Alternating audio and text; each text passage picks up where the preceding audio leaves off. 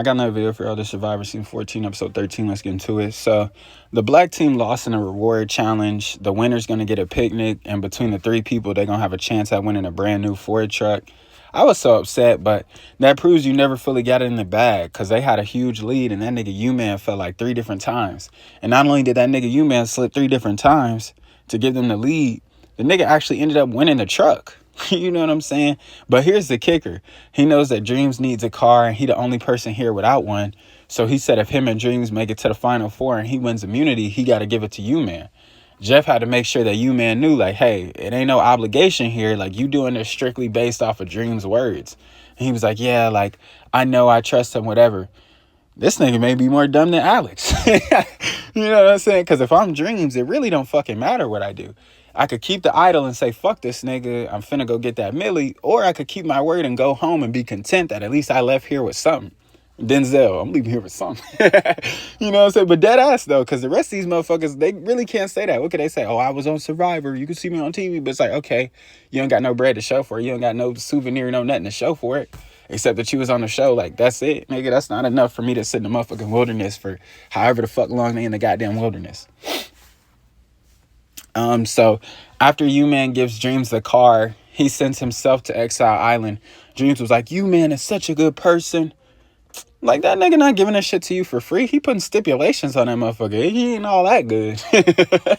You know what I'm saying? Like, he ain't all that good, nigga. He ain't all that righteous, nigga. All that humble. Fuck all that. So when Dreams get back to camp, he kind of realizes, like, well, what does U-Man have to gain from this? And I'm like, duh, nigga, you wasn't thinking that in the moment. But I'm like, I guess maybe he was just more so thinking about the car. You know what I'm saying? Like, just thinking about how nigga never had a car. Like, if you ain't never had a whip, I don't know how old Dreams is. I forget. I don't remember what it said, but imagine going as long as he has without a car. Now you finally get an opportunity to get one. Then you got to consider it. Like, this is what they say. I think they said 08 is when this shit came out. So it's like, nigga, I don't think it wasn't no Uber and nigga, it wasn't no Uber, nigga, no Lyft. Niggas really had to get outside. Taxi. You know how they do in the motherfucking movies? This new generation ain't ready for that. How they do in the motherfucking movies where they actually have to run the taxi down, wave the motherfucker down. That's how motherfuckers are getting a ride. Or they ass was just walking. So, I mean, I definitely get it, but it's just like, come on, nigga, you should have been thinking that, you know, in the moment. So Dreams starts to figure out, they do some other shit, like they deliver school supplies to the kids, which, I mean, that was cool, wholesome, whatever. I wish they did it in a better way. They was doing that shit mad ghetto, nigga. They just popped the trunk and was just throwing shit out the back of the trunk. I'm like, god damn. Like, we got the supply. Nigga, we got the supply just to throw this shit around? Like, nigga, hold on. Like, these is fresh new school supplies. Nigga, I'll be damned. The motherfucker throw a notebook. And it was raining, too. It's like, nigga, hold on. You throwing a notebook in the rain, nigga? Like, cool, what the fuck? Niggas ruining it. But, whatever. Yeah, it was cool. And then, Dreams kind of comes up with a plan where he's like, hey, I'll be keeping my word as long as I get U-Man out before the Final Four.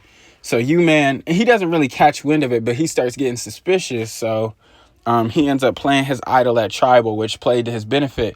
But if I'm U-Man, like, of course, like, he should have already been thinking that, like, hey, the nigga might not even let me make it to the Final Four, and he was still low-key, like, it's playing semantics, but, like, you know, he kept his word if he got him out in the Final Four, even though, like I said, he's playing semantics, like, nigga, you know what the fuck I mean, but it is what it is. Like, if we're being specific, if we're really, you know what I'm saying, going word for word, bar for bar here, then yeah.